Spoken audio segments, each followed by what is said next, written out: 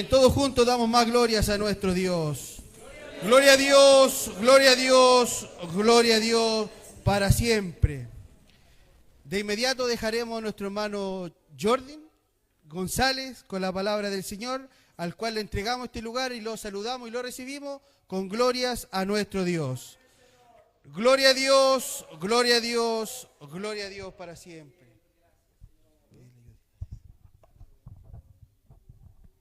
Muy buenas tardes, amada iglesia, Dios les bendiga. Es un honor y un privilegio estar en esta tarde nuevamente con ustedes. Quiero saludar muy especial a la familia pastoral, a mi amigo el pastor Esteban.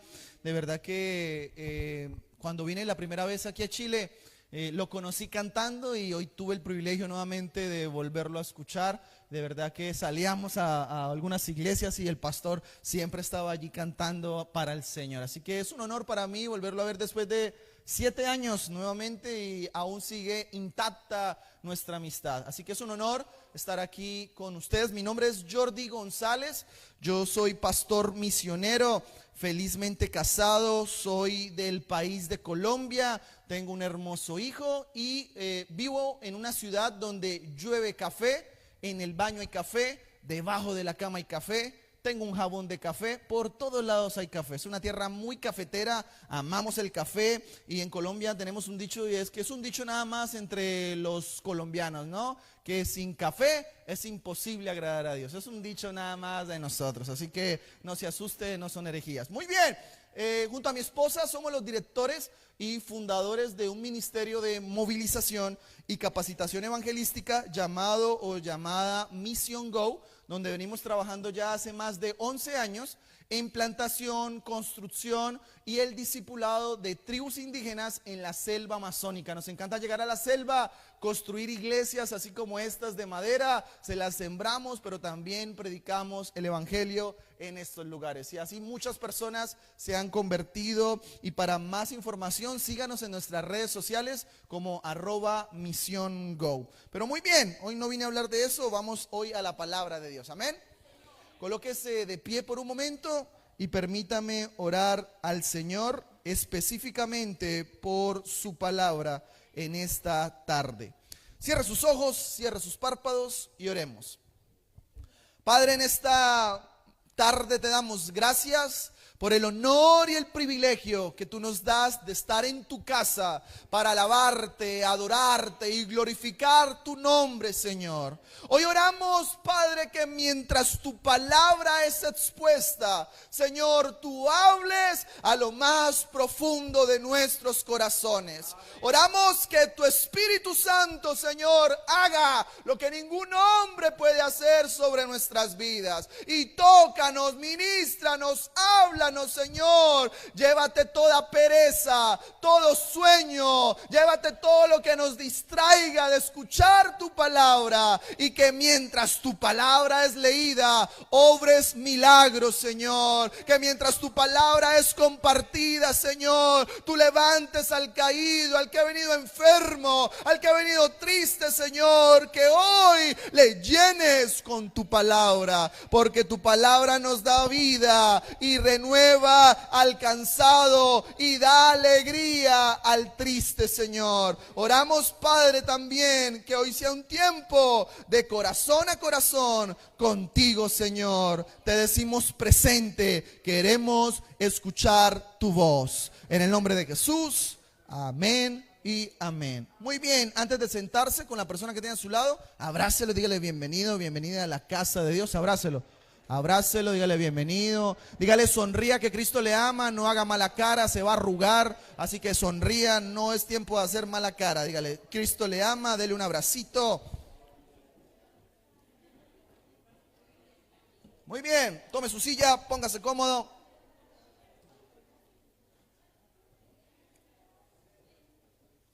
Muy bien, para los que les gusta escribir y tomar apuntes para que no se le olvide el sermón, le he titulado a esta enseñanza de esta forma y se llama así: paciencia en medio de las pruebas. Vuelvo y repito, la enseñanza para esta tarde se llama así: paciencia en medio de las pruebas. Así que hoy vamos a hablar de eso, de la paciencia. ¿Por qué hablar en esta tarde acerca de la paciencia? La paciencia es una característica del fruto del Espíritu desarrollándose constantemente en la vida de todos los cristianos. Es una virtud que todos aquí debemos aprender a controlar, desarrollar y vivir todos los días de nuestra vida. Así que teniendo en cuenta esto, ruego que mire a la persona que tiene a su lado, mírelo fijamente y pregúntele, ¿quién tiene más paciencia en la casa? Mírelo bien. Pregúntele, ¿quién tiene más paciencia en la casa? Las mujeres miren bien a sus esposos. ¿Quién tiene más paciencia en la casa? ¿Quién tiene cara como de Revuelo 38 corto, como de Shrek 2, Shrek 3? Mírelo bien, ¿quién está más amargado? Muy bien, ¿por qué hablar en esta tarde de la paciencia? Paciencia como cristianos debemos tener todos los días de nuestra vida. Cuando vayas a Osorno o a ciudades grandes como Santiago de Chile, en medio de los tacos, usted y yo necesitamos tener ¿qué? Paciencia. Paciencia, los padres de familia aquí presentes deben tenerle a la hora de criar a sus hijos, deben tener paciencia. Mujeres aquí presentes con sus esposos, muchas mujeres aunque digan Señor o te lo llevas o te lo mando, pero es que no me lo aguanto más, mujeres deben tenerle mucha paciencia a su esposo. O esposos aquí también presentes deben tenerle mucha paciencia a su esposa. Padres de familia también deben tenerle mucha paciencia a ese hijo adolescente, joven que está en búsqueda de identidad. Debes tener mucha paciencia. Paciencia deben tener el equipo de evangelismo o de discipulado o consolidación cuando salgan a las calles a predicar el evangelio. Aunque cuando usted predique la gente nos rechace, usted debe tener paciencia con esas personas. Paciencia debemos tener con ese vecino que nos cae mal, con ese vecino que no quiere saber nada acerca de Dios. Usted debe tenerle mucha paciencia.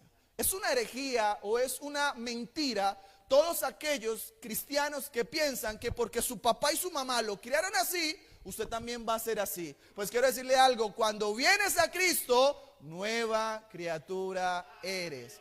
Es una gran herejía aquellos que dicen, es que yo soy así porque mi papá fue así. Pues quiero recordarte que cuando vienes a Cristo debes dar fruto, debes dar hechos reales. Y cuando vienes a Cristo eres una nueva criatura. ¿Amén o no amén?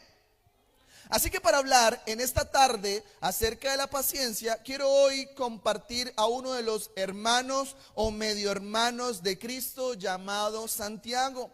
Así que vayamos a la carta de Santiago capítulo 5, versículo del 7 al 11. Santiago capítulo 5, versículo del 7 al 11. Santiago está entre Génesis a Apocalipsis. ¿Listo? No tiene pérdida por si no lo ha encontrado. Santiago capítulo 5, versículo del 7 al 11. Y leamos su palabra con la autoridad del Padre, del Hijo y bajo la unción de su Espíritu Santo.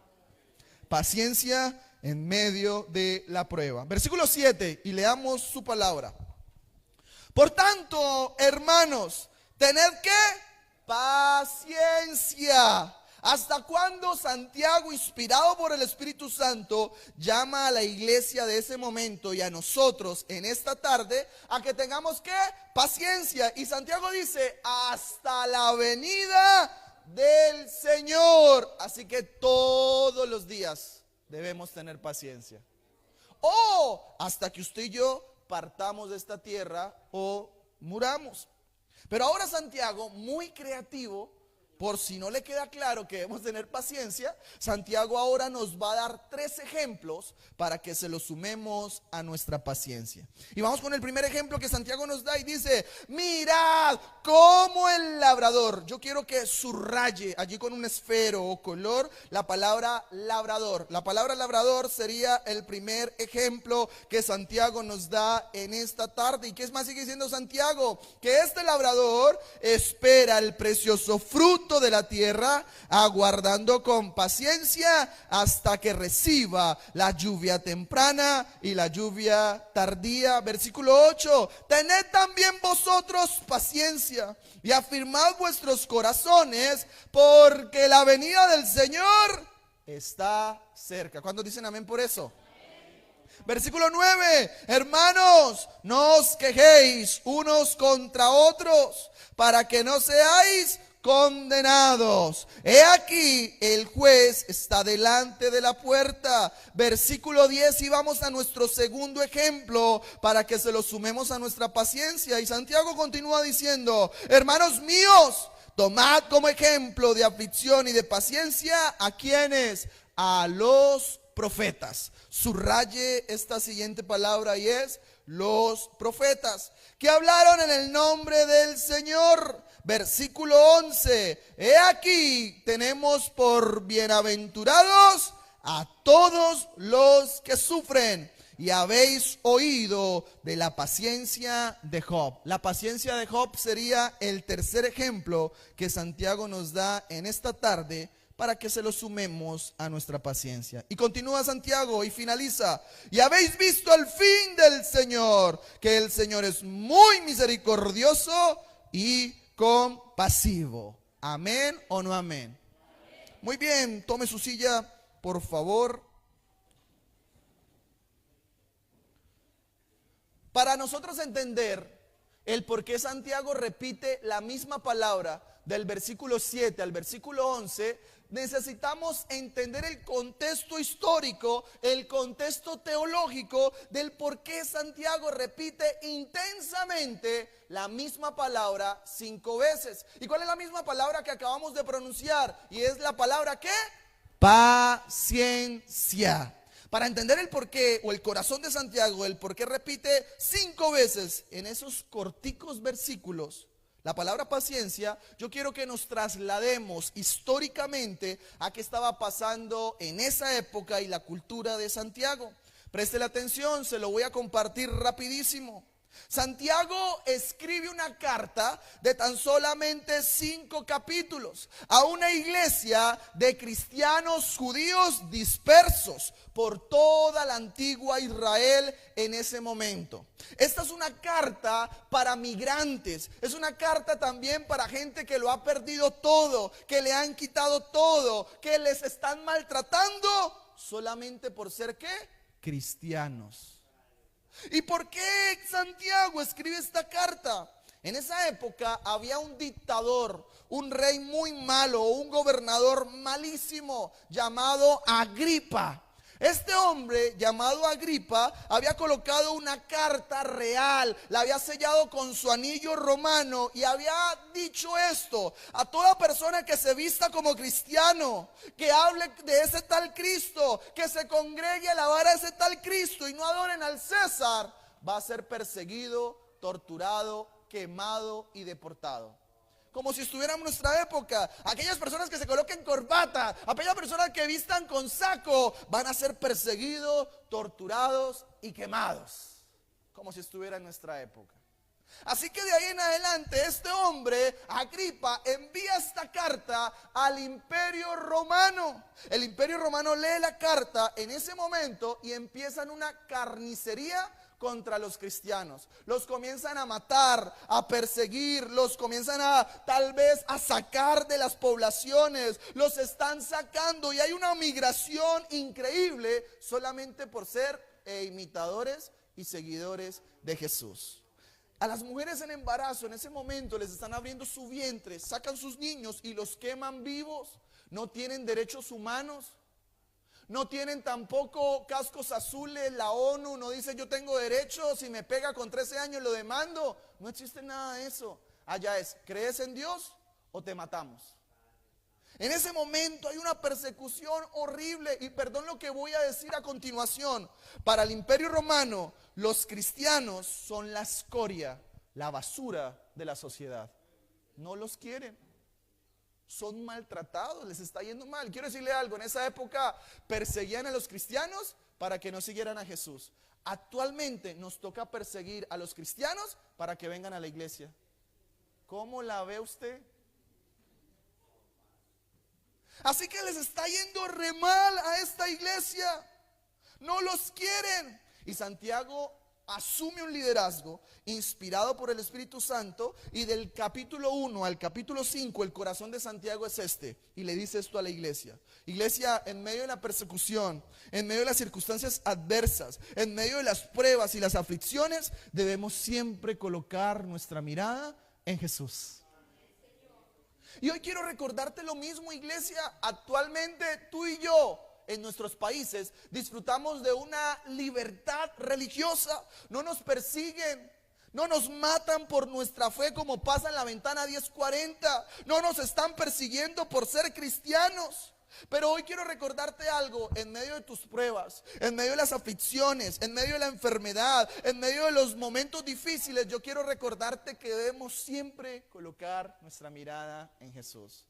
Las épocas han cambiado, y esto nos lleva a recordar que como cristianos yo no debo colocar mi confianza absoluta en un gobierno de derecha o en un gobierno de izquierda. Que yo no debo colocar mi confianza en mi trabajo o en mi profesión, que son cosas buenas que debemos tener.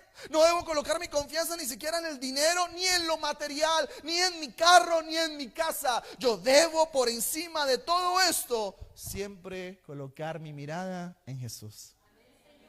Pase lo que pase, venga lo que venga, la iglesia debe mantenerse fiel en las cosas del Señor, mirando siempre a Jesús. Y ese es el corazón de Santiago, llevando a esta iglesia a que entienda que en medio de las persecuciones y las pruebas deben recordar que Cristo ya viene y es el único que debemos colocar nuestra confianza.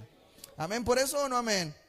Pero teniendo en cuenta eso, introduzcámonos ahora sí al corazón del sermón. Quiero que tenga ese texto abierto. Versículo 7 de nuestro texto base. Y Santiago, luego de recordar esto a la iglesia, finaliza la carta y le dice esto a la iglesia. Y dice: por tanto, hermanos, tened ¿qué? Paciencia hasta la venida del Señor. Santiago le muestra a los lectores el corazón humano de la iglesia de ese momento. ¿Por qué? Porque esta iglesia, en medio de la persecución, le quitan su casa, matan sus niños, los están deportando, a las mujeres las están violando. Y Santiago le dice: mire, yo sé que como seres humanos podemos llegar a perder ¿qué? La paciencia. Y esta iglesia está posiblemente perdiendo la paciencia. No aguantan más persecución. Pero Santiago, inspirado por el Padre, inspirado por el Espíritu Santo, ahora asume un liderazgo y le dice a esta iglesia que tengan mucha paciencia. Mire lo que encontré actualmente de la paciencia. La palabra paciencia, traducida a nuestros días, quiere decir esto, iglesia: resistencia, soportar, sobrellevar cargas y librando batallas hasta que el Señor venga. Vuelvo y lo repito. La palabra paciencia, traducida a nuestros días, quiere decir resistencia, soportar, sobrellevar cargas y librando batallas hasta que el Señor venga. ¿Qué nos quiere hablar Santiago a usted y a mí en esta tarde? Santiago nos quiere decir esto, iglesia: que en medio de las adversidades, en medio de tus lágrimas, en medio de las pruebas que vengan, por favor, lo resistas con mucha paciencia. No es tiempo de cambiarse de iglesia, no es tiempo de abandonar tu fe, no es tiempo de renunciar a lo que el Señor te está llamando, sino por el contrario, es tiempo de que lo resistas con mucha paciencia. Pero no solamente Santiago nos llama a que resistamos con mucha paciencia, también Santiago nos llama en esta tarde a que nos soportemos los unos a los otros como una familia. Quiero hablarle aquí presente a los jóvenes y a los adultos de esta tarde.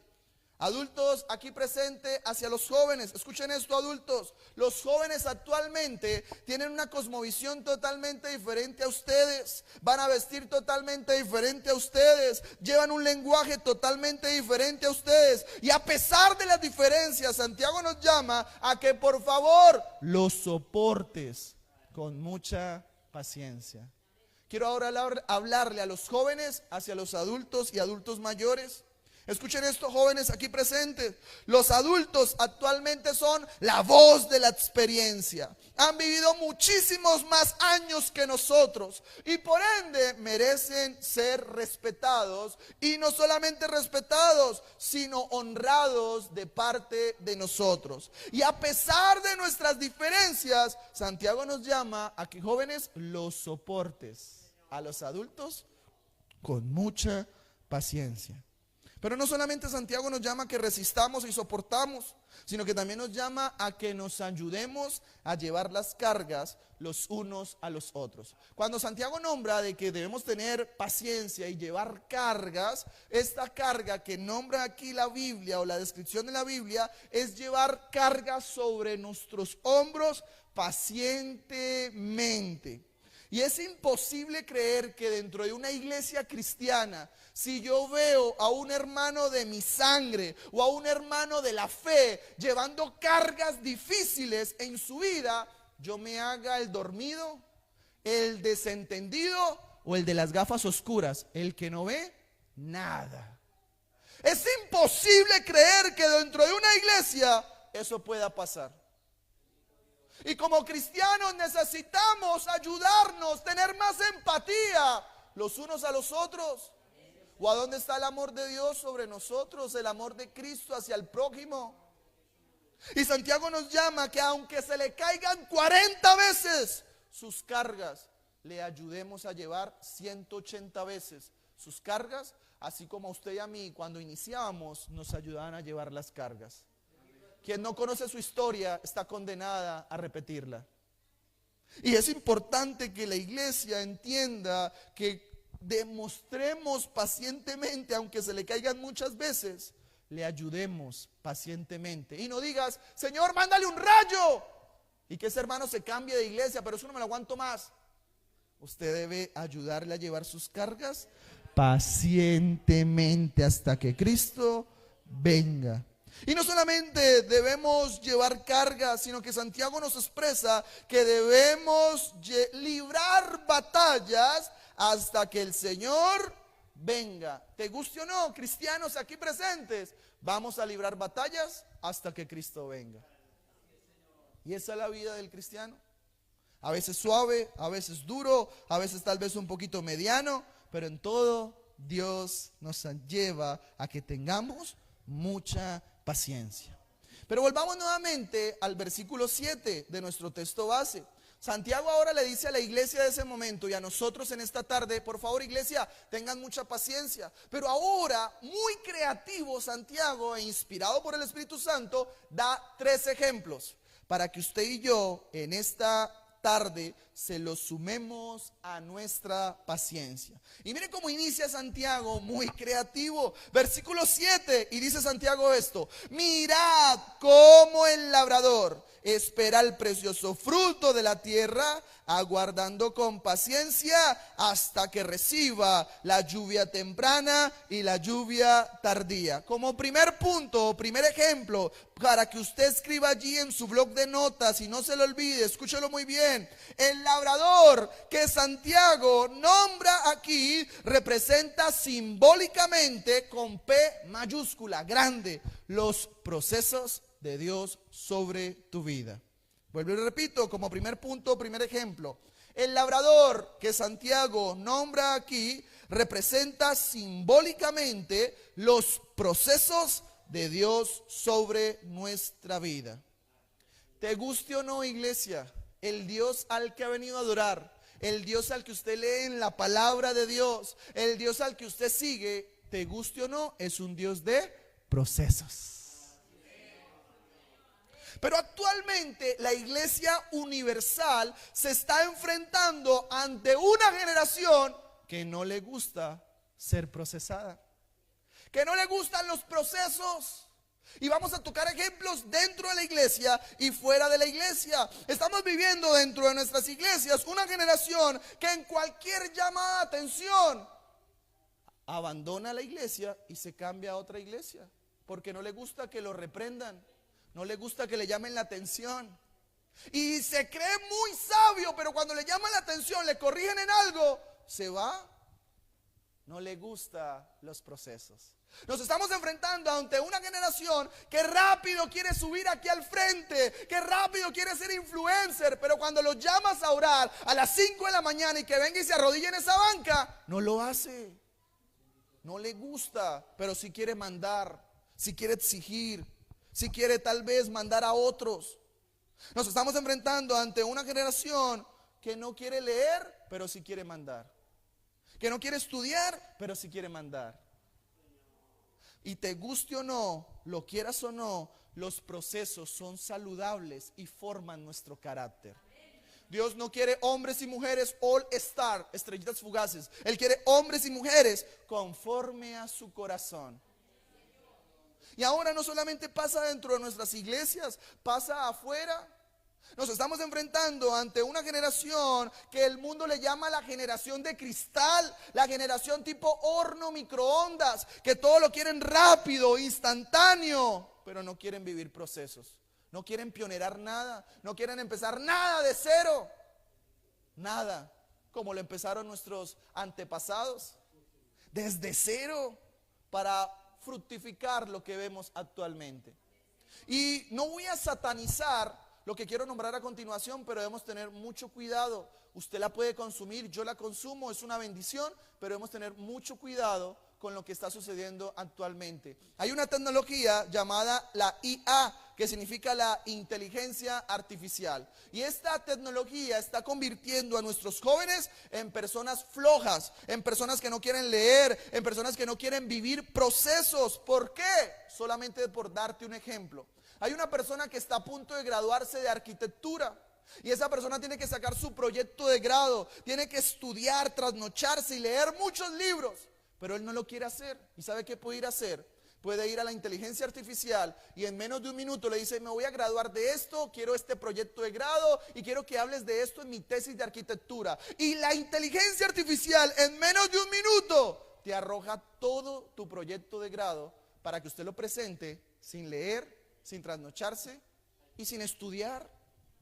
Están convirtiendo a nuestras generaciones en personas flojas que no quieren leer. Ahora no solamente la inteligencia artificial, está saliendo algo llamado el ChatGPT. ¿Y qué está haciendo el ChatGPT? El ChatGPT está convirtiendo a nuestros adolescentes y preadolescentes en personas que no quieren tener relaciones humanas, no quieren tener tal vez consejo humano. ¿Y sabe qué puede hacer el ChatGPT? Actualmente le dices: quiero que te conviertas en mi pololo, polola, novio o novia, y el ChatGPT hace todo lo que hace un ser humano. Y actualmente, hace 6 meses atrás, un joven en Colombia se quitó la vida porque el ChatGPT no le cumplió sus expectativas. No le hablaban como una mujer como él quería y se quitó la vida. Tenga cuidado de que nuestras generaciones que se están levantando actualmente no vivan procesos. Enseñémosles a nuestros jóvenes a que vivan procesos. No se lo demos todo así en bandeja de plata. Que vivan procesos como lo vivieron nuestros antepasados. Y así van a valorar mucho más. ¿Y por qué digo que debemos vivir procesos? Cuando Santiago nombra al labrador aquí, el labrador es una representación simbólica también de los agricultores. Y todos sabemos que un agricultor, cuando va al campo, a la montaña, a la vereda, a sembrar, no sé, café, o imaginemos café Juan Valdés, Made in Colombia. Todos sabemos que cuando alguien siembra algo, lo que sembró no se recoge al instante, sino por el contrario, ¿qué tiene que hacer el agricultor? Llenarse de mucha paciencia. El agricultor no maldice lo que sembró, el agricultor no insulta lo que sembró, el agricultor no se pone bravo con Dios si llueve o no llueve. El agricultor, a pesar de sus conocimientos, o su PhD, o su Magister en topografía, estudios de suelo, cambio climático, el agricultor sabía que no dependía de él, sino que dependía ¿de quién? De la soberanía absoluta de nuestro Dios. Que no dependía de mis fuerzas, que no dependía de mi voluntad, que no dependía de lo que yo hiciera, sino que dependía exclusivamente de Él. El agricultor aprendió a confiar pacientemente el proceso de la siembra y la cosecha, y a pesar del conocimiento, él tenía que jugar con el cambio climático, él tenía que jugar con el fenómeno de la niña, el fenómeno del niño, y ya va a salir el fenómeno de los gemelos. Él tenía que jugar con el agua, el abono, la tierra. El agricultor tenía que jugársela con el cambio climático en ese momento. Y cuando Santiago nombra al agricultor, él está pensando en el Medio Oriente, donde no hay tanto verde como lo conocemos actualmente, donde son climas desérticos. Y a pesar de eso, cuando el agricultor sembraba, él no se iba de vacaciones, no se alteraba con lo que sembró, ni tampoco maldecía lo que sembró, sino por el contrario, para asegurar una gran cosecha, él dice que él esperaba pacientemente la lluvia temprana y la lluvia tardía. ¿Y qué representa la lluvia temprana y la lluvia tardía para el agricultor? Cuando Santiago nombra la lluvia temprana y la lluvia tardía, él está pensando en el calendario judío, él no está pensando en el calendario chileno. Y en el calendario judío, ¿cuándo llegaba la lluvia temprana y la lluvia tardía? La lluvia temprana venía en los meses de octubre y en el mes de noviembre, y venía como un rocío para ablandar el suelo de su cosecha. Pero si no llovía temprano, el agricultor tenía un segundo chance. ¿Y cuál era el segundo chance? Esperaba la lluvia tardía, que venía ¿cuándo? El próximo año, en el mes de abril y en el mes de mayo. Y esta lluvia tardía venía como un torrencial para inundar todo su campo y ayudarle a su proceso de siembra y cosecha. Ahora, ¿qué Santiago nos quiere ilustrar a usted y a mí en esta tarde? Escúchelo muy bien. La lluvia temprana representa procesos que Dios tenga con nosotros, o la lluvia tardía representa los procesos tardíos que Dios tenga con nosotros. Así que quiero contextualizarlo a nuestros días. Imaginemos que yo soy el agricultor. Imaginemos que estamos en el mes de junio, nada más. Yo voy y siembro en el mes de junio café. Yo tengo que esperar pacientemente cuando Dios soberanamente y en su voluntad. Escuche algo, yo no lo puedo obligar. No puedo forzar a Dios a nada, a mis caprichos o a mis antojos. No puedo hacer lo que hacen los árabes. ¿Conocen los árabes? Cuando no llueve, ¿qué hacen los árabes? En sus avionetas inyectan químicos, van a las nubes y les botan químicos a las nubes para que llueva. Se desesperan, no confían en el Creador. Así que ¿qué pasa? Yo estoy en junio, siembro café. Yo tengo que esperar pacientemente, sin desesperarme, cuando Dios soberanamente me envíe la lluvia temprana que venía este año en el mes de octubre, en el mes de noviembre. Y si Dios no me envía la lluvia temprana, yo no me colocaba bravo con Dios. Yo esperaba el próximo año, 2025, cuando Dios soberanamente me envíe la lluvia en el mes de abril y en el mes de mayo. Pero no me desesperaba, lo esperaba pacientemente. ¿Y esto qué habla a la iglesia actualmente? Iglesia, no sé qué procesos puedan estar viviendo ustedes en su casa. No sé qué procesos puedan estar viviendo aquí los presentes en su matrimonio. No sé qué proceso puedan estar viviendo los padres hacia los hijos. Tal vez aquí hay padres que no se hablan con sus hijos. No sé qué proceso puedan estar viviendo en su vientre, en su salud. No sé qué proceso puedan estar viviendo en su empresa o en su economía. Pero yo quiero recordarte algo, que si Dios permite la lluvia temprana, la lluvia tardía, la actitud de la iglesia debe ser gloria a Dios, porque Dios sigue siendo bueno. Traigámoslo a nuestros días. Si Dios en su soberanía y en su voluntad, que es buena, agradable y perfecta, Él nos hace un milagro rápido, nos responde rápido, nos da explicaciones rápido, esa es la lluvia temprana. ¿Cuál debe ser la actitud de la iglesia? Gloria a Dios, porque Dios ha sido bueno. ¿Cuántos dicen amén por eso? Amén. Muy bien, ahí respondieron la mayoría. Vamos un poquito más difícil ahora. Y si Dios en su soberanía y en su soberana voluntad, que es buena, agradable y perfecta, Él no nos responde rápido, no hace un milagro rápido, ni nos da explicaciones rápido, sino por el contrario, en nuestros procesos, Él nos responde tarde, hace un milagro tarde y nos da explicaciones tarde, ¿cuál va a ser la actitud de la iglesia? Gloria a Dios, porque Dios sigue siendo bueno. ¿Cuántos dicen amén por eso? Amén. Ahí bajó los amenes. Pero vamos a llevarlo un poquito más difícil. Y si Dios en nuestros procesos, Él soberanamente no nos responde temprano, no hace un milagro temprano, ni tampoco hace un milagro tarde, ni nos responde tarde, que representa la lluvia tardía, sino que en nuestros procesos Él decide guardar silencio. ¿Ahí cuál va a ser la actitud de la iglesia? Hasta ahí llegó mi fe. Yo pensé que Dios era un Dios circunstancial, que cuando yo estoy feliz, Él está feliz. Pero cuando yo estoy bravo, me pego en el dedo más pequeño de mi pie, en la cama, Dios está enojado conmigo. Pues quiero decirte algo, pase lo que pase, venga lo que venga, tiemble, llueva hacia arriba, las vacas le salgan alas, venga lo que venga. Yo quiero decirte algo, que nosotros necesitamos aprender a confiar en sus procesos, porque Dios seguirá siendo bueno. Y nada se le ha salido de las manos a cada uno de los que estamos aquí. Él sigue teniendo cuidado de nuestros procesos. Por más difícil que parezca, por más lágrimas que te saque, Dios sigue siendo bueno con la iglesia local. Y más la iglesia de Río Bueno. ¿Cuántos dicen amén por eso? Segundo ejemplo que Santiago nos da en esta tarde. Versículo 10 de nuestro texto base. Y Santiago continúa la carta de esta forma y dice: hermanos míos, tomad como ejemplo de aflicción y de paciencia ¿a quiénes?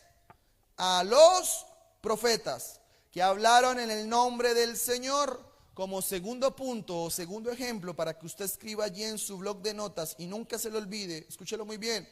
Los profetas que Santiago nombra aquí representa simbólicamente con P mayúscula, escríbalo con P mayúscula, la proclamación de la verdad o la predicación de la verdad absoluta y no relativa. Amén.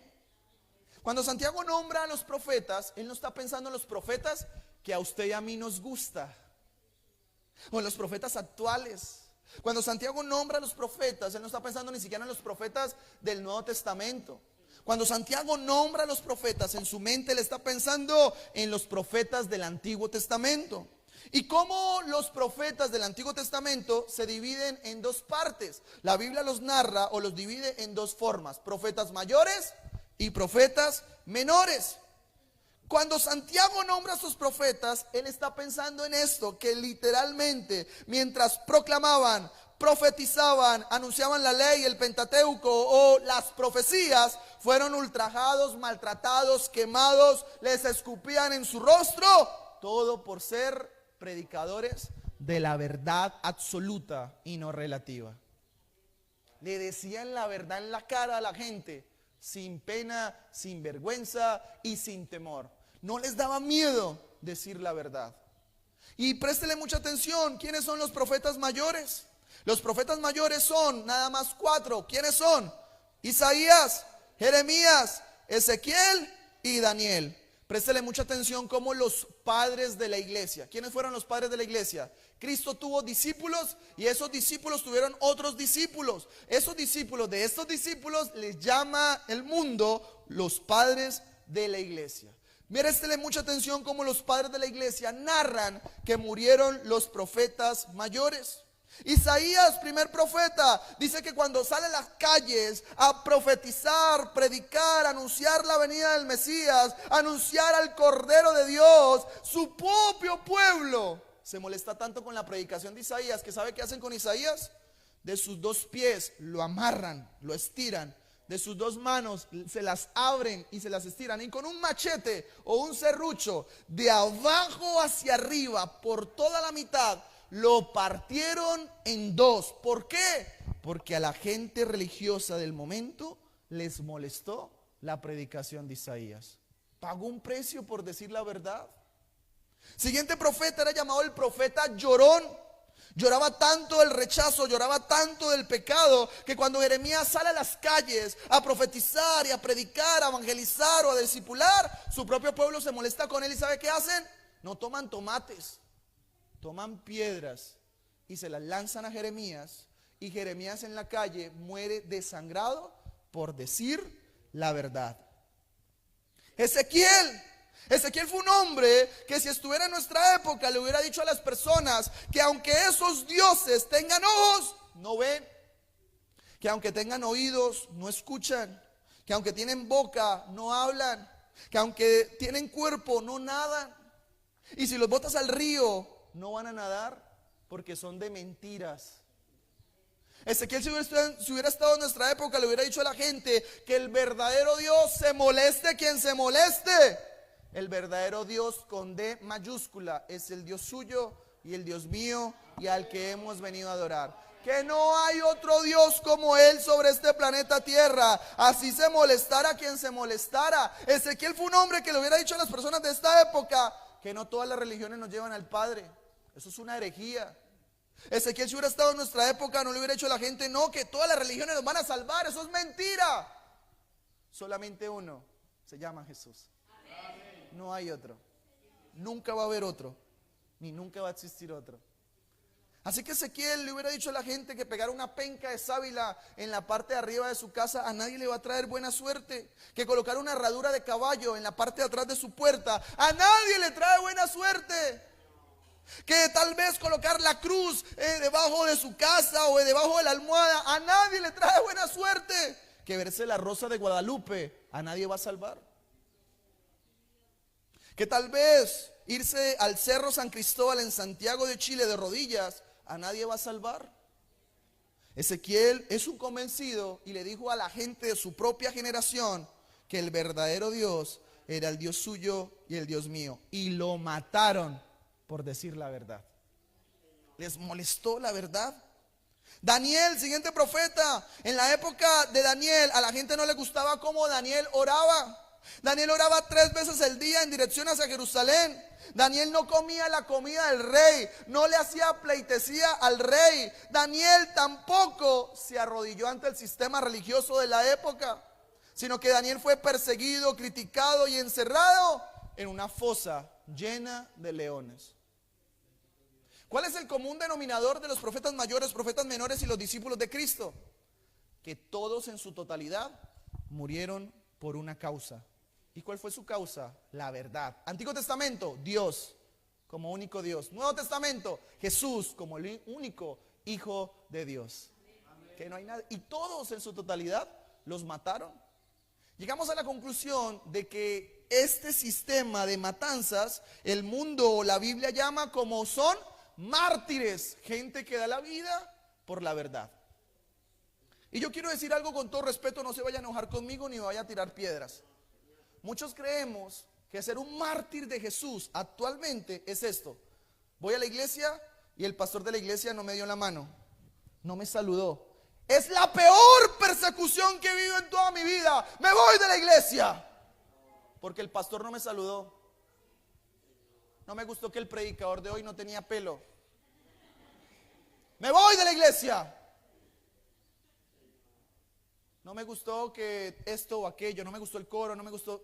Y colocamos nuestra confianza en bobadas, en absurdeces, que colocar nuestra mirada, escúchelo muy bien, el hombre no salva, grábeselo acá, el hombre nunca me va a salvar. Quien te salva se llama Jesús. No hay nadie más por encima de Jesús. Y Él es el único que nos va a poder salvar. ¿Se imagina a los discípulos diciendo: yo no quiero que me mate un romano, yo quiero que me mate un judío de sangre azul? ¿Se imagina? Ellos daban la vida por Jesús en cualquier lugar. ¿Y por qué actualmente vemos los medios, vemos la televisión, la internet, que se blasfeman hablando mal del cristianismo? Porque hoy día no vemos tal vez que hablen mal del Islam, de Mahoma, del budismo, de Buda, del catolicismo. Porque hoy día no vemos a los medios criticando mal este tipo de religiones. ¿Sabe por qué no hablan mal de ellos? Porque Cristo, cuando estuvo en vida, Él fue el único que le dijo a la gente en la cara que Él era Dios. Y se los dijo así, pasara lo que pasara. Él dijo: ¿sabe una cosa? Yo soy Dios. ¿Y qué? Y se los dijo. Y a la religión ortodoxa del momento les fastidió que Cristo en vida dijera que Él era Dios. Se molestaron, se rasgaron sus vestiduras. Porque hoy vemos que en los olímpicos se mofaron de Cristo, de la Santa Cena. ¿Por qué? Porque les molesta que tú y yo digamos que nuestra verdad es absoluta, no relativa. Y el mundo va a llegar, se lo aseguro, el mundo va a llegar, y más como vamos, están llegando los medios a llevar, a convencer a algunos cristianos que nuestra verdad es relativa. Y es allí donde nuestra fe se tiene que parar fuerte y decirle al sistema que nuestra verdad no es relativa, que nuestra verdad es absoluta, y que no hay nadie más por encima de Jesús que salve, sino solamente Él. Así nos cueste trabajos, así nos cueste familia, así nos cueste lo que nos cueste. Así que cuando salgamos a predicar nos llamen, no sé, evangélicos, fastidiosos, lambeladrillos, no sé, faldas largas, panderetos eléctricos, llámenos como nos llamen. No dejes de predicar la palabra de Dios. Y si nos critican por salir a las calles, si nos prohíben por salir a las calles, si hablan mal de nosotros, ¿qué importa? Échate jabón Pilatos y asume las críticas con mucha paciencia, pero no dejes de seguir predicando la verdad como lo hicieron los profetas. No dejemos de decir la verdad como lo hicieron los profetas, cueste lo que nos cueste. Iglesia no solamente es de fachada, es también en toda tu vida hasta la muerte que debemos predicar a Jesús. ¿Alguien puede decir amén por eso? Versículo 11, nuestro texto base y tercer ejemplo que Santiago nos da. Vamos a nuestra tercera P mayúscula. Y Santiago continúa diciendo esto en el versículo 11 y dice: he aquí, iglesia, tenemos por bienaventurados a quienes. ¿Alguien está leyendo la Biblia? ¿A quiénes? A los que sufren. ¿Sabe qué significa la palabra bienaventurados? La palabra bienaventurados quiere decir en unas sus tantas traducciones, quiere decir doblemente bendecidos, doblemente felices o doblemente dichosos. ¿Quiénes? Los que sufran por la verdad o la causa de Jesús. Así que Santiago, con todo respeto, le está dando una cachetadota en la cara a este tipo de cristianos que piensan de esta forma, que porque yo soy cristiano voy a vivir como la pantera rosa, y es que todo en la vida me va a ir color de rosa. Nunca me voy a enfermar, nunca me va a pasar nada malo, nunca voy a llorar, nunca voy a pasar por aflicciones. Y aquí Santiago le está diciendo a la iglesia algo: siéntase dichoso, doblemente bendecido, doblemente feliz o bienaventurados si sufres por la causa de la verdad, si sufres por la causa de Jesús. Y esta iglesia está sufriendo. Esta iglesia que narra Santiago la está pasando re mal. El imperio romano los está matando. Y Santiago se atreve a decirle y les dice con el corazón, les dice: iglesia, ustedes son bienaventurados. Son bienaventurados, son bendecidos por dar la vida por la causa de Jesús. Pero ahora Santiago le va a colocar la cereza al pastel. Y Santiago continúa diciendo esto y dice: y habéis oído de la paciencia de Job. Y da el ejemplo de Job. Y habéis visto el fin del Señor, que el Señor es muy misericordioso y compasivo. Tercer ejemplo o tercer punto para que usted escriba allí y nunca se lo olvide. Escúchelo muy bien. La paciencia de Job que Santiago nombra aquí representa simbólicamente con P mayúscula el propósito de Dios sobre tu vida.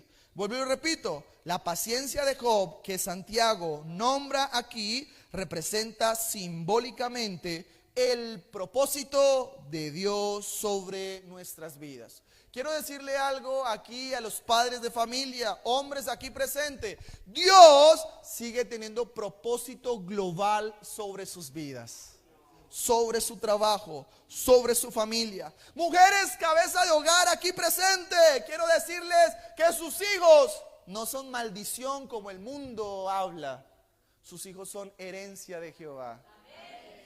Y así estén atravesando, luchando con lo que estén luchando, quiero recordarles algo: sus hijos siguen teniendo propósito global, porque el Dios que tenemos es un Dios de propósitos globales.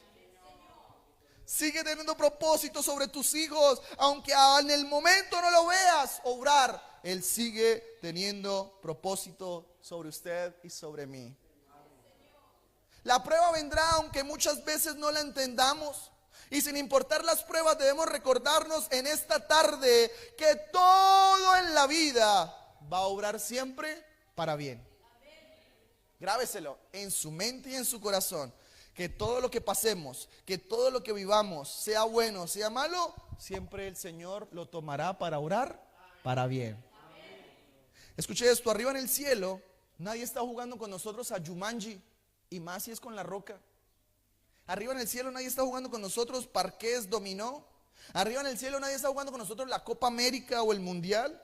Arriba en el cielo nadie juega con nosotros a la suerte. Escuche esto, arriba en el cielo, debajo del cielo y debajo de la tierra, todo sucede porque sencillamente nuestro Dios sigue teniendo propósito sobre la iglesia. A Él nada, absolutamente nada se le ha salido de las manos. ¿Alguien cree eso? ¿Y por qué Santiago nombra la paciencia de Job? ¿Qué era la paciencia de Job para Santiago? Levante la mano, ¿alguien aquí ha jugado dominó? Quiero ver si alguien ha jugado dominó acá. ¿Y los demás piensan que es del diablo? No, no es del diablo, es de quien lo compra. Yo compré un dominó y es mío, no es del diablo. Así que escuche algo. En mi casa tenemos la costumbre, a veces con mi hijo pequeño, jugar dominó para desestresarnos. Y cuando jugamos dominó, colocamos las fichas paradas, no sé cómo se dirá, o de pie, o las organizamos en fila. Y cuando tenemos una figura, mi esposa muy querida, para hacernos reír, muchas veces viene y deja caer la primera ficha. Y cuando se deja caer la primera ficha, ¿qué pasa? Todas se caen. Eso a nivel mundial tiene un nombre. ¿Alguien sabe cómo se llama eso? Se llama así, el gran efecto dominó. Cuando Santiago nombra la paciencia de Job, en la mente de Santiago le está pensando ¿en qué? En el efecto dominó que Job iba a vivir. ¿Y qué es el efecto dominó de Job? Que Job iba a vivir esto, uno tras otro, tras otro, tras otro, tras otro momento ultra mega supremamente difícil en la vida de Job. Por eso Santiago nombra la paciencia de Job. Y yo creo que ni usted ni yo ni le podemos llegar ni a los tobillos a lo que le voy a contar a continuación. Aquí va. Me gusta mucho cuando cuento historias de la Biblia traerlos a nuestro contexto, como si Job viviera actualmente en Río Bueno. Así que aquí va, quiero parafrasearlo y contextualizarlo. ¿Quién era Job? Job era el hombre más rico de Río Bueno en esa época. ¿Me puedes ayudar con el piano, por favor? ¿Cómo así que era el hombre más rico de la época? Job en su época las riquezas se medían con ganado, con camellos, burros, gallinas. Era el hombre más poderoso de Río Bueno en la antigüedad. No era el que más tuviera, tal vez, ¿puedes bajarle un poquito? No era el que más tuviera, no sé, dinero o monedas. En la antigüedad era el que más tuviera animales. Eso medía autoridad y riqueza. Aparte de tener muchos animales, Job tenía muchos siervos, gente que le cuidaba a los animales, que le cuidaba la casa, que le cuidaba a sus hijos. Aparte de tener muchos siervos, Job tenía demasiados hijos. A Job no le gustaba planificar. Job no tenía televisor en la antigüedad. Job tuvo aproximadamente 10 hijos. Aparte de tener 10 hijos, Job tenía una esposa maravillosa, una casa intachable, muy bonita. Pero quiero compartirte algo. Aparte de tener todas estas riquezas, el diablo, el enemigo, el pata, Chucky, Satanás, como le quieras llamar, va y se para allá ante la presencia de Dios y le dice esto al Padre: oye, ¿no has considerado a ese hombre que se llama Job? Y Dios le dice: ¿de verdad usted me está hablando de Job? Como Job no hay nadie en este planeta Tierra íntegro, santo, puro. Y así le toques lo que le toques, ese hombre nunca me va a maldecir. Obviamente puede que se le salte la paciencia, puede que tal vez pase algo en su corazón, pero este hombre nunca me va a maldecir. Así que pareciera que en la soberanía de nuestro Dios, que es buena, agradable y perfecta, Él hubiera permitido al enemigo hacerle esto a Job. Mire, vaya, pero ojo, le tocas la vida porque se la metes conmigo. Así que esa mañana Job va a experimentar un efecto dominó, uno tras otro momento supremamente difícil. El libro general del libro de Job es este: ¿por qué los buenos sufren y a los malos le va bien en la vida. El gran enigma del libro de Job. Así que vamos a imaginar que Job tiene una casa en Río Bueno y tiene una finca, una hacienda en San Pablo, imaginemos. Y como Job es el hombre más rico, presta la atención, esa mañana se levanta en su casa de Río Bueno, sus 10 hijos están en casa y se va a ir a la finca a cuidar sus animales. Así que se monta en su camioneta BMW modelo 2025 burro y se monta. Sí, porque es el hombre más rico. Y se va, tacatán, tacatán, tacatán, tacatán. Llega a San Pablo, a su finca, amarra su BMW burro al lado de su oficina de contabilidad. Se baja y empieza a hacer contabilidad. Y quiero mezclar el país de Chile con el país de Colombia. Aquí va. Y esa mañana, grupos ilegales al margen de la ley, llamada la guerrilla de las FARC, entran a su finca en San Pablo y sin medir reservas comienzan a matarle a todas sus vacas, a todos sus camellos, sus burros, a toda la fuente de ingreso de Job, a todas sus gallinas, a todo lo que le daba autoridad y poder a esa época. Así que un siervo va corriendo a la oficina de Job y le dice: Job, quiero contarte que estamos en bancarrota. Tus tarjetas de crédito están en cero, tus tarjetas de crédito están en cero, no tienes absolutamente nada en los bolsillos. Pasaste de ser el hombre más rico a ser el hombre más pobre de Río Bueno.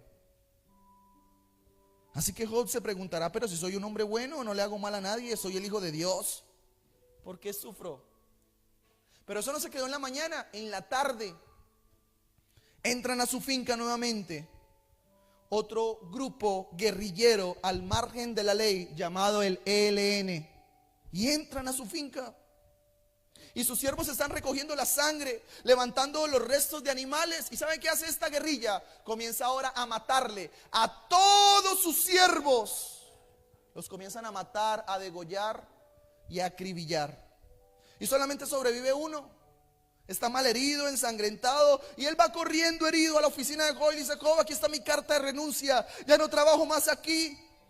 Nos acaban de matar a todos los siervos. No tienes nada, Job. Y eso fue en la tarde, pero ahora en la noche él está también en la contabilidad en su finca, pero sus hijos en Río Bueno tienen una mesa así grande. Y sus 10 hijos están comiendo en Río Bueno sopaipilla con café Juan Valdés. Y mientras los 10 hijos de Job están comiendo, están cenando, la casa donde están los 10 hijos de Job se comienzan a mover. Y las paredes se les vienen encima, el techo se les viene encima, y todos los 10 hijos de Job al instante mueren de muerte súbita. Se murieron. Y yo no sé si Job durmió esa noche de tantas noticias malas, pero esa noche llovió toda la noche. Y en la antigua Mesopotamia no hay espejo. Así que Job sale de su finca y ve un charco, y en ese charco ve un reflejo, y él se mira el reflejo en su rostro, y le acaba de salir algo peor que la lepra, algo peor que el COVID-19, algo peor que la viruela del mono, y algo peor que cualquier gripita que le da a los hombres. Mujeres, confirmen. ¿Ha visto cuando el hombre se enferma de gripita? Manda a llamar al notario porque se muere. A mí también me pasa lo mismo, así que estamos en confianza. Así que Job tiene una enfermedad incurable, transmitible, y está en Río Bueno. Así que ¿sabe qué hacen las autoridades de salud de Río Bueno? Le compran un tiquete aéreo y que se vaya, porque va a transmitir la enfermedad a todos los ciudadanos de Río Bueno. ¿Sabía usted que en los años 60, en los años 70, a todo leproso en Latinoamérica lo exiliaban en una comunidad indígena en la selva amazónica? Compruébalo en internet, está comprobado. Actualmente hay una comunidad de descendientes leprosos en la Amazonía. Así que imaginemos que a Job lo sacan de de Río Bueno, y lo mandan a vivir allá a la Amazonía. Le sacaron de su cultura favorita, de su clima favorito, de su comida favorita, de la gente favorita, y lo mandan, lo exilian afuera. Y su querida esposa esa tarde se compra un tiquete aéreo y se va hasta allá, su esposa querida. Y llega donde está Job. Y su esposa le dice esto a Job. Cuando lo encuentra y le dice así: Job, por favor, maldiga a su Dios. Ya no más con su Dios. Me tiene hasta aquí su Dios. Eso le está diciendo a su esposa. Y tal vez Job comienza a recapitular. Una mañana me mataron mi ganado, en la tarde me mataron los ciervos, en la noche se me murieron todos mis hijos. Ahora las autoridades de salud de Río Bueno me exilian fuera de Río Bueno, muy lejos. Ahora mi esposa llega y me dice que maldiga a Dios. Y yo creo y vuelvo y digo que ni usted ni yo ni le podemos llegar ni a los tobillos a lo que le está pasando a Job. Pero me encanta el corazón de Job. Y creo yo que esto me parte el corazón. Porque mire cómo Job responde cuando su esposa le diga maldice a su Dios. Y perdóneme, me salgo del texto base y yo quiero que usted lo busque. Con esto finalizo. Quiero que abra la Biblia y vaya conmigo al libro de Job.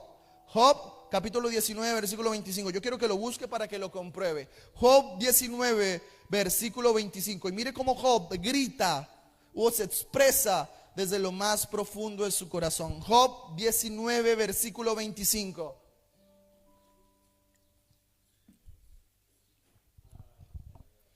Y disculpe, iglesia, si lo digo con euforia, pero no hay otra expresión para recordarte lo que Job grita a continuación o expresa. Así que aquí va. Iglesia Metodista Pentecostal de Chile en Río Bueno. Yo sé que mi Redentor vive y que al fin Él se levantará del polvo que estoy consumiendo.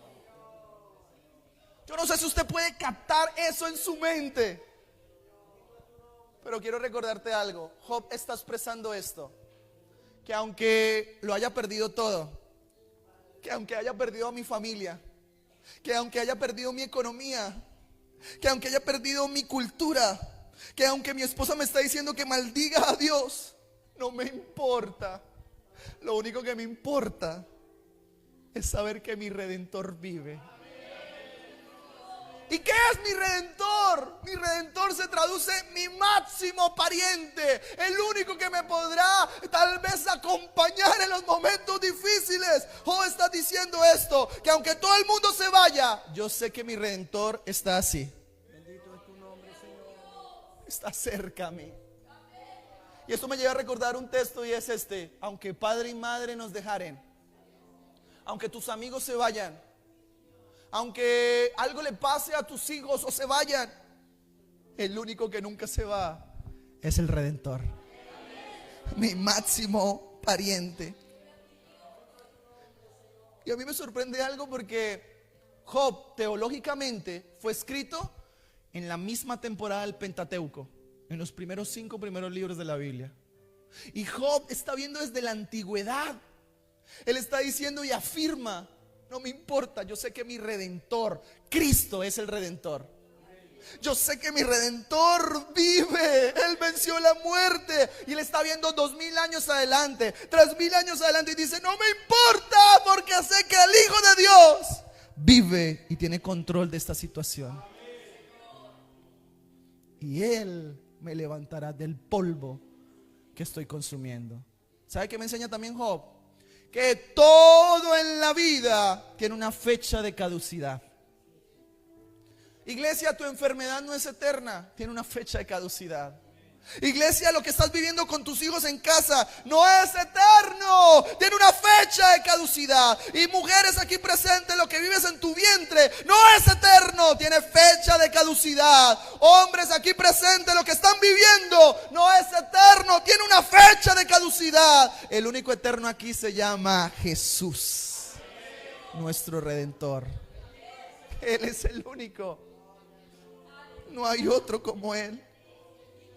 Así que lo único que le bastó a Job fue tener un encuentro personal con Cristo. Y eso le bastó. Y cuando a él se bastó en la gracia, dice que Dios le volvió a dar el triple, al cuádruple, y volvió a recuperar todo, porque sencillamente le entendió que todo era por un propósito. Iglesia, deja de orar: Señor, pero ¿por qué me pasan estas cosas? Es tiempo de orar: Señor, ¿para qué tú permites estas cosas? ¿Qué estás formando en mi orgulloso corazón? Posiblemente te las sabes todas y Dios quiera formar tu carácter porque tiene propósito. Posiblemente te creas el intocable, pero quiero recordarte que Dios quiere formar tu carácter porque tiene propósito sobre tu vida. ¿Amén o no amén? Muy bien, colóquese de pie y déjeme orar al Señor en esta tarde.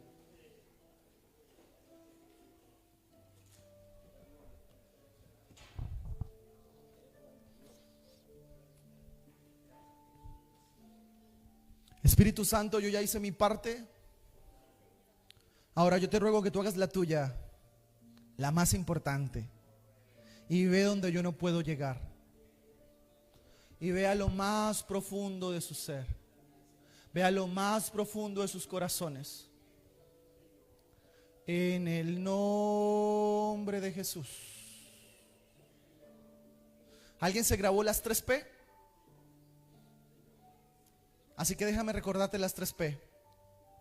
Primera P, que en medio de tus procesos, aunque te saquen lágrimas, aunque sean difíciles para tu vida, quiero recordarte que el labrador que también nombra Santiago aquí representa a Jesús.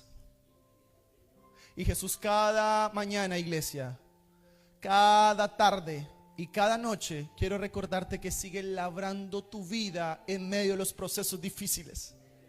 Él no te abandona, Él continúa en medio de tus procesos difíciles. En medio de los procesos que puedas estar viviendo en tu hogar. En medio de los procesos que puedas estar viviendo con tu familia. No sé qué proceso puedas estar viviendo, hombre, aquí sobre tus riñones.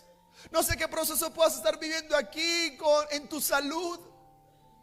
O alguna mujer, algún proceso sobre su vientre. No sé qué proceso puedan estar viviendo, pero quiero recordarte desde aquí que el labrador por excelencia está aquí para ti y para mí. Tus lágrimas serán enjugadas, recogidas, porque sencillamente Dios tiene procesos muy diferentes sobre cada uno de los que estamos aquí. Segunda P. Si hay alguien aquí viviendo algún efecto dominó, y tal vez dices: Jordi, estoy viviendo uno tras otro, tras otro, tras otro, tras otro momento difícil y no aguanto más. Hoy quiero recordarte esto. Y por la autoridad de su palabra, hoy creemos que todo efecto dominó se convierte en un efecto dominó versión milagros. No sé si alguien escuchó bien. Hoy, en el nombre de Jesús, todo efecto dominó, hoy por la autoridad de su palabra, hoy se convierte en un efecto dominó versión milagros. Uno tras otro, tras otro, tras otro, tras otro, tras otro.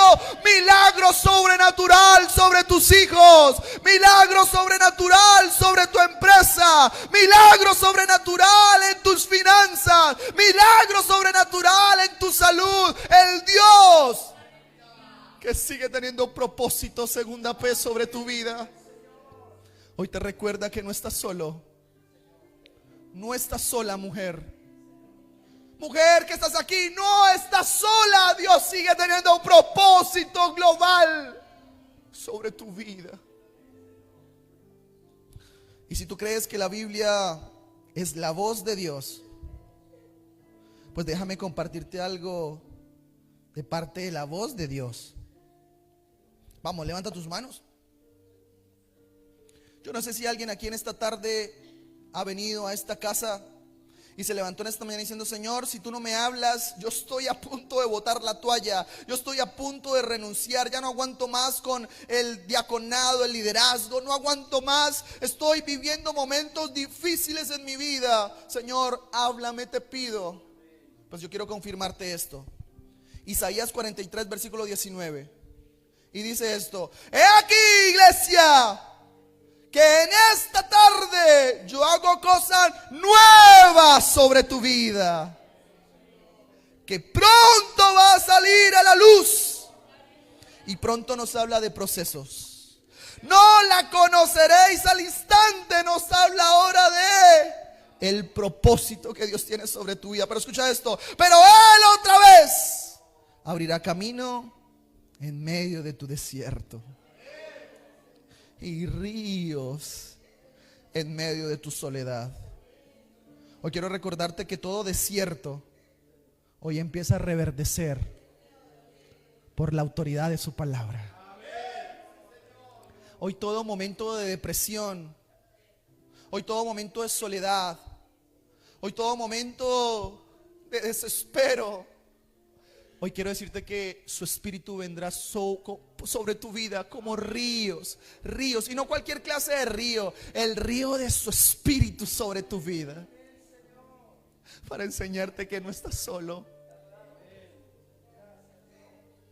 Oh, santo es tu nombre, Señor. Ahora, levanta tus manos bien alto. Regálame un minuto. Levanta tus manos bien alto, por un momento, bien alto.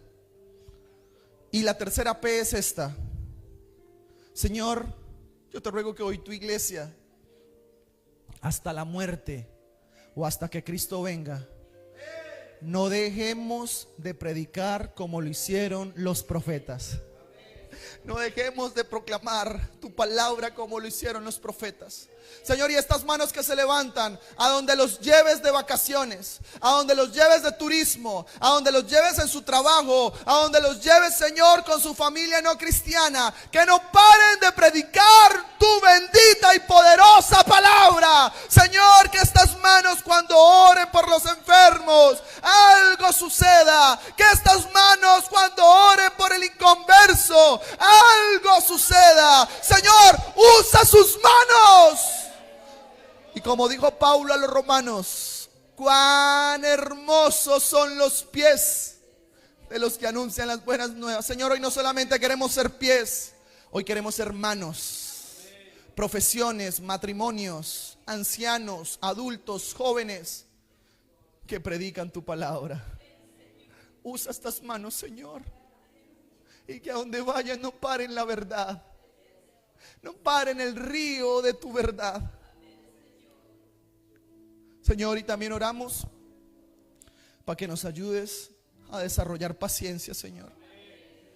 Hoy reconocemos que somos iracundos, malgeniados, pero que necesitamos que todos los días, Señor, nos ayudes a desarrollarla. Ahora coloca tu mano derecha en tu corazón, Señor, y que esta palabra, este sermón quede grabado en nuestros corazones. Que lo podamos practicar, vivir de hoy en adelante. Y que hoy cualquier cosa que estemos viviendo, por tu palabra sea confirmada en nuestras vidas. Gracias por hablarnos de esta forma y por utilizar estas 3P sobre nuestras vidas. En el nombre de Jesús te damos gracias. Amén y amén. Glorifiquemos a nuestro Dios.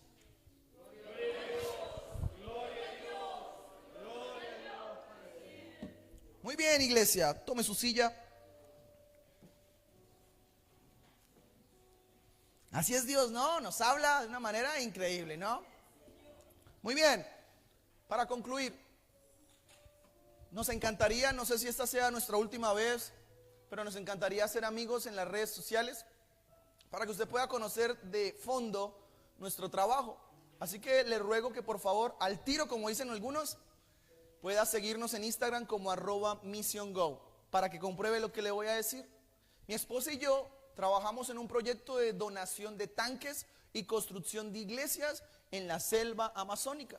Y tratamos de financiar este proyecto a través de una venta de nuestros 2 libros.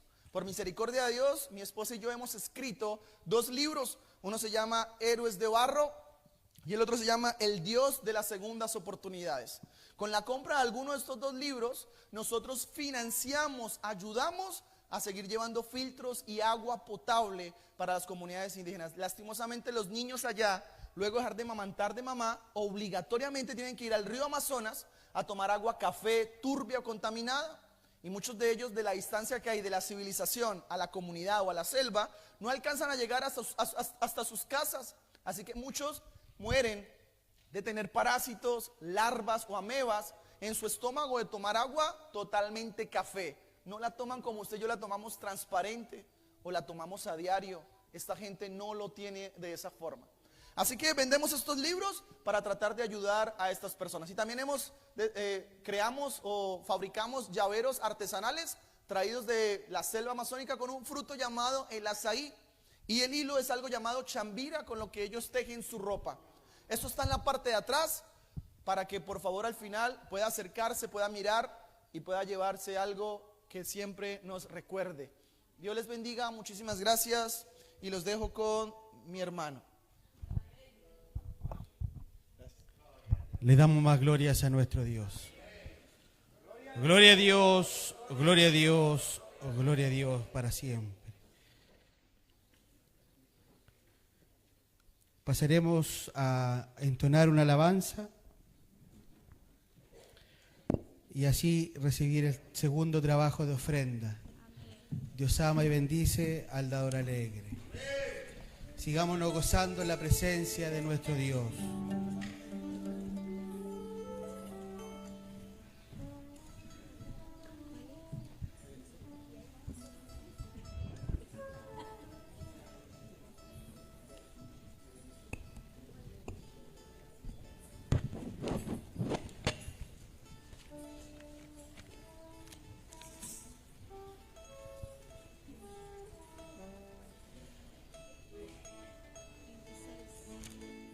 De las carpetas. El coro instrumental.